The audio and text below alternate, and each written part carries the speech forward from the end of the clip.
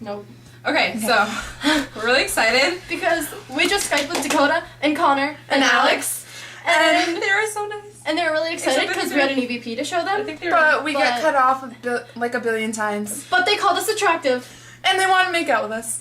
Well, they may have been. They may have been I think they were joking, but kidding because I think that they heard Emily say that she wanted to make out with Dakota. It was honesty. You can't start off lying. And we thought that they couldn't hear, but they heard You know. everything we said, so we apologize. and because we may have sounded a little It's a creepy. little embarrassing. Don't mean to come off. But so, anyways, you said to put the fucking lights in my face.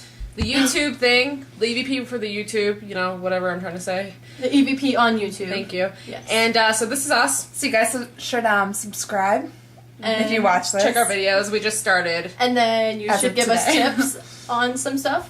You know? We got some awesome Editing. ideas. Yeah. It's gonna be We exciting. have a couple, yeah. So we're really excited and we just want to let the world know.